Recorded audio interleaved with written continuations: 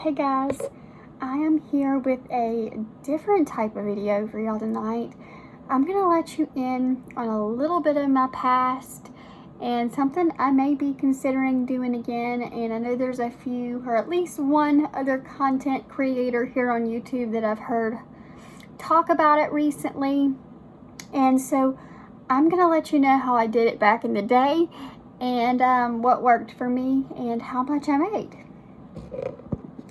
So, from the title, you can see that I used to, I don't know if you would call it like a camera girl, or just pictures.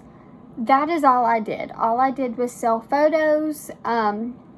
This is kind of embarrassing telling y'all. This was like way back when I first started YouTube. Actually, I had two ways that I learned about it. Kind of like the first part was I got introduced to it in a certain situation, and in the second part I met a girl that was doing the same thing and she kind of helped me. I was a single mom trying to make things ends meet, you know, and I just wanted a way to make money quick, and then I was going to be done with it. So I guess we'll start off with the story of how I got introduced to selling photos. So,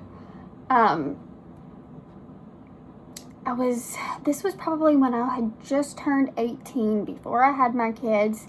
I met this guy. I was working at a daycare at the time. It was like my first job, no, my second job, because my first job was Wendy's.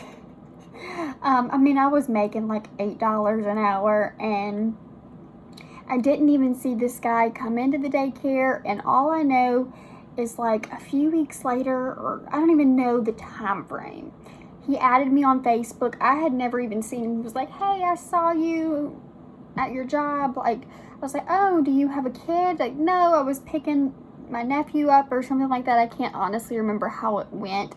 That's been almost 10 years, so I don't know right offhand. I can't remember the exact. But comes to find out, he asked me on a date. So we go on this date. Sorry, I am trying to find something to do my brows with. So I went on this date, and obviously before I went on this date, I did some research on this dude.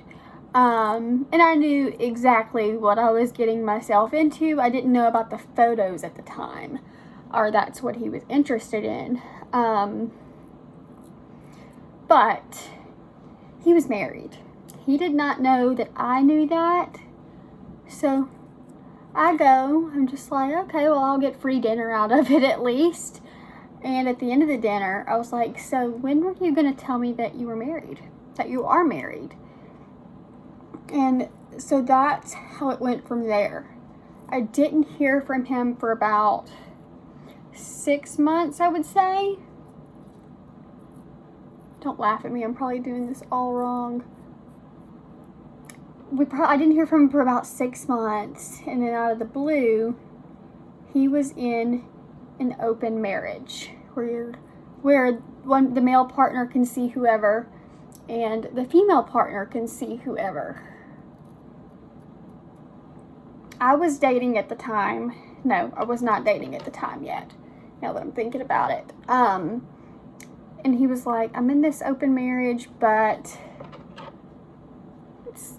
I'm a local business owner. It's kind of hard for me to do this. My wife is more, nobody really knows her. Would you be willing to do this, this, or this?" And so I sat and thought on it for a few weeks, and I was like, I'm just getting out of high school. I'm making ends meet. Why not? I just won't show my face or anything like that. You know. So if things get out there, nobody knows it's me. So I did. And it was one person for the longest time.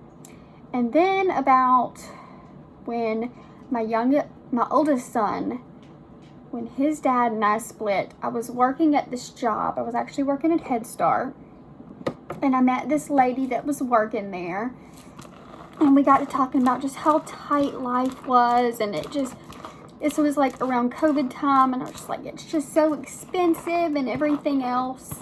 And I just washed my hair, so I've got to get the knots out.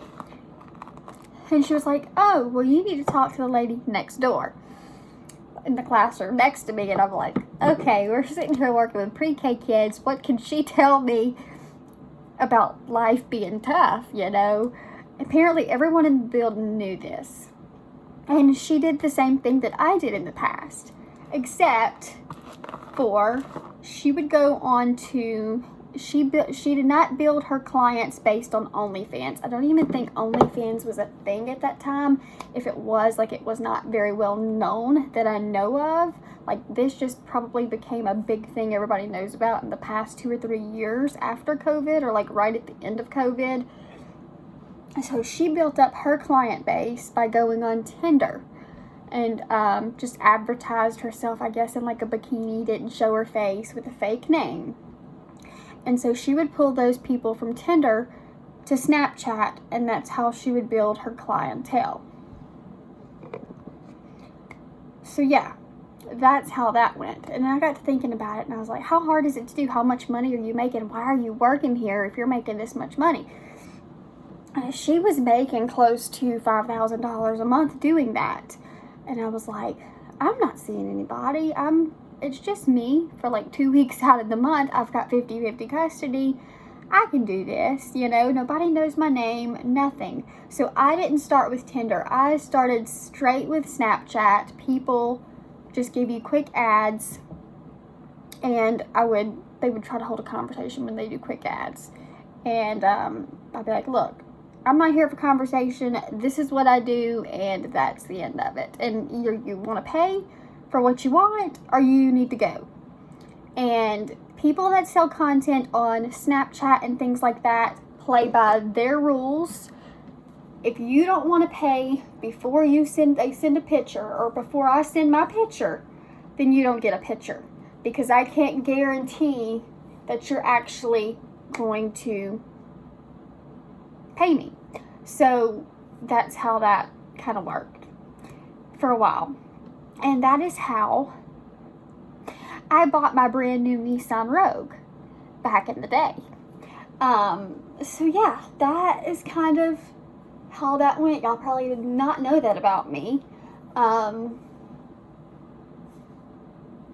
I am still friends with a few of those people. I don't do pictures anymore, really. I've been offered to do it, and it's very tempting being a single mom with how much I made back then. I know the potential I have for it. It is something that I am considering doing again, to be able to save up to buy a new car and a few other things. My name was never out there, you know. Now this is out there, but if I get in contact with somebody, they're not going to know it's me based on my body.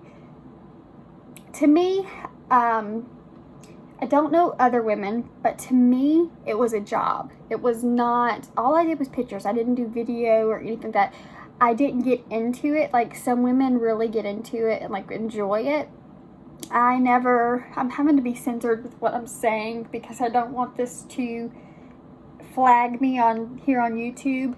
But I never enjoyed it. It was a job to me. It was a picture. I send the picture, I make money, and that was the end of it. And I held conversations. But the one thing I did learn from it is you don't have to have a huge following. Now, to make a ton of money, yes, you do. But if you're looking to make, you probably will start off with one client making $300 a month. And that's how that happens. Selling your pictures is not something, unless you have just a big following, it is not something that you just have 20 people, 30 people wanting to buy your pictures. It starts off with building a friendship through Snapchat, or selling pictures to one person, and then slowly more people may ask, you know, once you offer, like I said, you tell them what you're there for, and that. Most of your money comes from your select people that always buy your photos. Just putting it out there, being bluntly honest, the $5,000 I made per month was based off of 5 people every single month. 5 of the same exact people. And that's how it works. OnlyFans goes on your record. Snapchat does not. So, now y'all know a little bit of my story. And I just wanted to put it out there because I know that there are some women that really could use the money. And honestly, doesn't matter really what other people think. It's your life, and if you're willing to do it and sacrifice to make some quick money that you need the money for, whether it's debt, you need a new car and you can't get a loan or anything like that, if you're willing to put yourself out there, then, and you're not worried about it, then I say go for it, because it definitely worked for me back in the day. So yeah, that's all I really have to say. And I hope you guys liked this video, or maybe found it useful, or found some information that you didn't know. And I will see you guys next time. Bye-bye.